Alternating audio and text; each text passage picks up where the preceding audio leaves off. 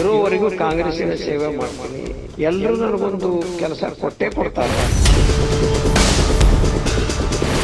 ಗಂಡ ಹೆಂಡತಿ ಬೆಡ್ರೂಮ್ ಜಗಳ ಮಾಡ, ಪಡಸಾಲಿಗೆ ಅಡಿಗೆ ಮನೆಗೆ ಬರ್ಬಾರ. ನಾನು 1.5 ಲಕ್ಷದಲ್ಲಿ MLA ಆದ.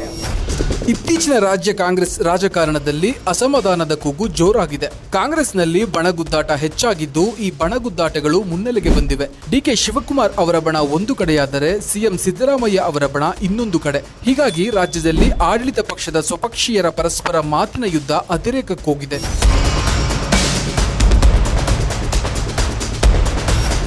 ಇಲ್ಲಿ ಸೂಕ್ಷ್ಮವಾಗಿ ಗಮನಿಸಿದರೆ ಮೇಲ್ನೋಟಕ್ಕೆ ಸಿಎಂ ಸಿದ್ದರಾಮಯ್ಯ ಅವರ ಬಣ ಮತ್ತು ಡಿಕೆ ಶಿವಕುಮಾರ್ ಅವರ ಬಣ, ಈ ಎರಡೂ ಬಣಗಳ ನಾಯಕರು ಮಾಧ್ಯಮದ ಮುಂದೆ ಹಲವು ಹೇಳಿಕೆಗಳನ್ನು ನೀಡುತ್ತಿದ್ದಾರೆ. ಆದರೆ ಇಲ್ಲಿ ಗಮನಿಸುವ ಇನ್ನೊಂದು ಅಂಶವೆಂದರೆ ಇವೆಲ್ಲವನ್ನು ಸೂಕ್ಷ್ಮವಾಗಿ ಗಮನಿಸುತ್ತಿರುವ ಇನ್ನೊಂದು ತಟಸ್ಥ ಬಣವೂ ಇದೆ. ಈ ಬಣಗಳು ಯಾರ ಪರವೂ ಯಾರ ವಿರೋಧವೂ ಹೇಳಿಕೆಗಳನ್ನು ನೀಡದೆ ರಾಜ್ಯ ರಾಜಕಾರಣವನ್ನು ಸೂಕ್ಷ್ಮವಾಗಿ ಗಮನಿಸುತ್ತಿರುತ್ತವೆ. ಈ ಹಿಂದೆ ಶಾಸಕರಾಗಿದ್ದ ಮತ್ತು ಬಾಗಲಕೋಟೆ ಜಿಲ್ಲಾ ಕಾಂಗ್ರೆಸ್ನ ಪ್ರಸ್ತುತ ಅಧ್ಯಕ್ಷರಾಗಿರುವ ನಂಜಯ್ಯನಮಠ್ ಅವರು ಇನ್ಸೈಟ್ ರಶ್ ಮೀಡಿಯಾದೊಂದಿಗೆ ಮಾತನಾಡಿ ಅವರ ಅಭಿಪ್ರಾಯವನ್ನು ಹಂಚಿಕೊಂಡಿದ್ದಾರೆ. ಈ ಆಡಿಯೋದಲ್ಲಿ ನಂಜಯ್ಯನಮಠ್ ಅವರು ಹಲವು ವಿಚಾರಗಳ ಬಗ್ಗೆ ಬೆಳಕು ಚೆಲ್ಲಿದ್ದಾರೆ. ಅವರು ಮಾತನಾಡಿದ ವಿಷಯಗಳನ್ನು ನೋಡೋದಾದ್ರೆ, ಲೈಫಲ್ಲಿ ಇರೋ ಸ್ವಲ್ಪ ವಿಚಾರಕ್ಕೆ ಹ್ಯಾಪಿ ಇದೆ. ನೆಕ್ಸ್ಟ್ ಏನ್ ಅಧಿಕಾರ ಸಿಕ್ಕಿದ್ರೆ ಸರಿ ಇರುತ್ತೆ ಅಂತ ಅನ್ಸುತ್ತೆ ಸರ್. ಮೇಡಮ್, ನಾನು ಒಂದು ಮಾನಸಿಕ ಸಿದ್ಧತೆ ತೀರ್ಮಾನ ಮಾಡ್ಕೊಂಡಿದ್ದೀನಿ. ನಾನ್ ತಾವ್ ಅಡ್ರೆಸ್ ಕೊಟ್ರೆ ನಂದೊಂದು ನಂಜುಂಡ ಅಂತ ಒಂದು ಪುಸ್ತಕ ಬರೆದಿದ್ದೀನಿ. ಈಗೇನಿದೆ ನನ್ನ ಮಾನಸಿಕ ಸಿದ್ಧತೆ ಏನಂದ್ರೆ, ಇನ್ನು ಮುಂದಿನ ಚುನಾವಣೆ ನಿಲ್ಲೋದಕ್ಕೆ ನಾನು ಹೋಗೋದಿಲ್ಲ. ಕಾರಣ, ಅಷ್ಟು ಕೋಟಿ ಖರ್ಚು ಮಾಡುವಷ್ಟು ಆರ್ಥಿಕ ಸುಭದ್ರತೆ ನನ್ನಲ್ಲಿಲ್ಲ. ಆಮೇಲೆ ಈಗ ಒಂದು ಜನ ಮಾತಾಡ್ಕೊಳ್ಳೋದ್ ಪ್ರಕಾರ ಅನಧಿಕೃತ ಹೇಳ್ಬೇಕಂದ್ರೆ ಒಂದು ಚುನಾವಣೆಗೆ 10 ಕೋಟಿ ಬೇಕು ಅಂತ ಹೇಳ್ತಾರೆ. ನಾನು 1.5 ಲಕ್ಷದಲ್ಲಿ MLA ಆದವನು. ನನ್ನ ಹತ್ರ 1 ಲಕ್ಷ, 5 ಲಕ್ಷ, 10 ಲಕ್ಷ, 20 ಲಕ್ಷ ಸಿಗಬಹುದು ಹೊರತಾಗಿ ಕೋಟಿ ಸಿಗಲ್ಲ. ಹೀಗಾಗಿ ನಾನು ಚುನಾವಣೆ ನಿಲ್ಲುವಂತಹದ್ದನ್ನ ನಾನು ಮಾನಸಿಕವಾಗಿ ತೆಗೆದಾಕಿದ್ದೀನಿ. ಇರೋವರೆಗೂ ಕಾಂಗ್ರೆಸ್ಸಿನ ಸೇವೆ ಮಾಡ್ತೀನಿ. ಎಲ್ಲರೂ ನನಗೊಂದು ಕೆಲಸ ಕೊಟ್ಟೇ ಕೊಡ್ತಾರೆ, ಆ ಕೆಲಸ ಮಾಡ್ತೀನಿ ಅಷ್ಟೇ.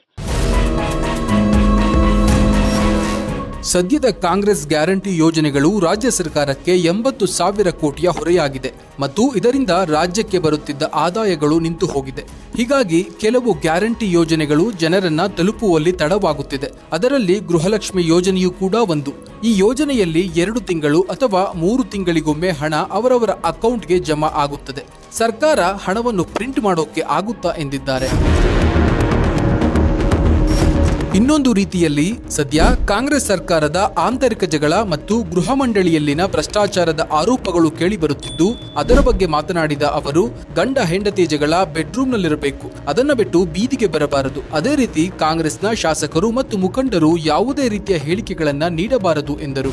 ಸ್ಪಷ್ಟವಾಗಿ ಹೇಳ್ತೀನಿ, ನಾನು ಇವತ್ತೇ ಅವರು ನನಗೆ ಯಾವ್ದಾದ್ರು ಶಿಕ್ಷೆ ಕೊಟ್ಟರು ಚಿಂತೆ ಇಲ್ಲ.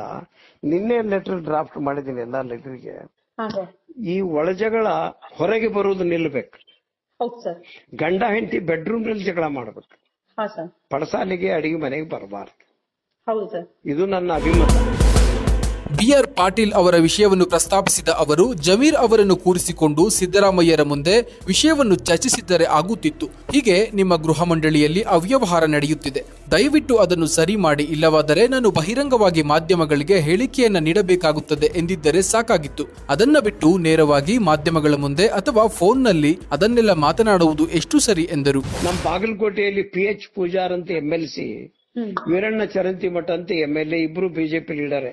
ಅವ್ರು ಜಗಳಾಡ್ತಾರೆ, ಅದನ್ನ ಶಮನ ಮಾಡಬೇಕು ಅಂತ ಹೊರಟಿದ್ದಾರೆ.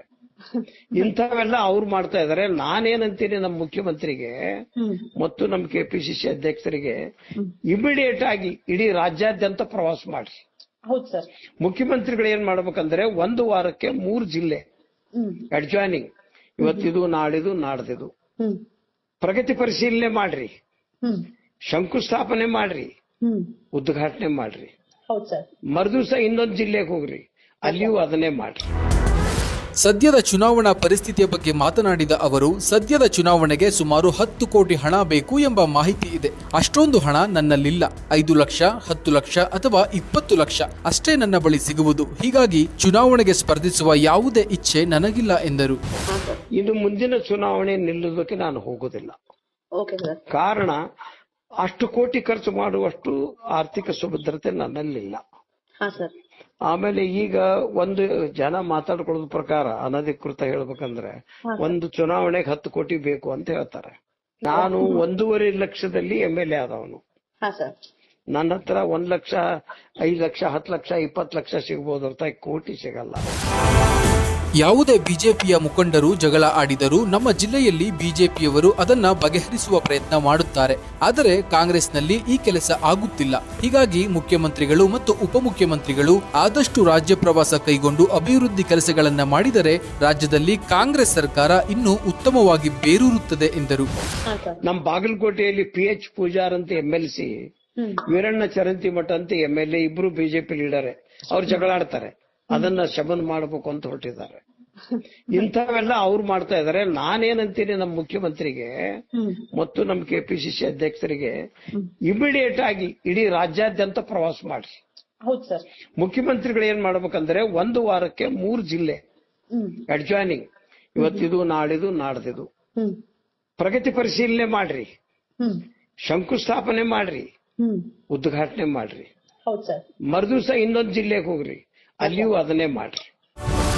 ಹೀಗೆ ಗುಜರಾತ್ಗೆ ಕರ್ನಾಟಕ ಕಾಂಗ್ರೆಸ್ ಪಕ್ಷದಿಂದ ಕಳಿಸಿದ ಸಮಯದಲ್ಲಿ ಅಲ್ಲಿನ ನೆಲದ ರಾಜಕೀಯವನ್ನು ಅರಿತ ನಂಜಯ್ಯನಮಠ ಅವರು ತಂದ ಚುನಾವಣಾ ಪೂರ್ವ ಫಲಿತಾಂಶದ ರಿಪೋರ್ಟ್ನಲ್ಲಿ ಕರ್ನಾಟಕದ ಕಾಂಗ್ರೆಸ್ಸಿಗರಿಗೆ ಶಾಕ್ ಆಗುವ ಮಾಹಿತಿ ಇತ್ತು.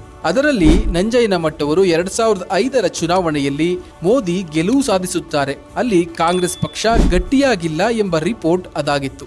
ನಂಜಯ್ಯನಮಠ ಅವರ ಆ ರಿಪೋರ್ಟ್ ಆಗಿನ ಕಾಂಗ್ರೆಸ್ ನಾಯಕರು ಅವರ ವಿರುದ್ಧ ಮುಗಿ ಬೀಳುವಂತೆ ಮಾಡಿತ್ತು. ಹೀಗೆ ಅವರ ರಾಜಕೀಯ ಅನುಭವಗಳನ್ನು ಇನ್ಸೈಟ್ ರಶ್ ಮೀಡಿಯಾದೊಂದಿಗೆ ಹಂಚಿಕೊಂಡರು.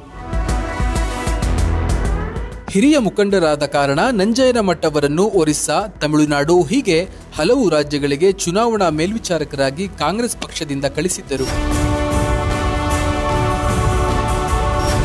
ಹೀಗೆ ಬಾಗಲಕೋಟೆಯ ಹಿರಿಯ ರಾಜಕಾರಣಿ ನಂಜಯ್ಯನಮಠ ಅವರು ಅವರಲ್ಲಿದ್ದ ಕೆಲವೊಂದು ವಿಷಯಗಳನ್ನು ಹೊರಹಾಕಿದ್ದಾರೆ. ಇನ್ನು ಯಾವ ನಾಯಕರು ಅದೇ ರೀತಿ ಅವರ ಆರೋಪಗಳನ್ನು ಹೊರಹಾಕುತ್ತಾರೆ ಎಂಬುದನ್ನು ಕಾದು ನೋಡಬೇಕಿದೆ.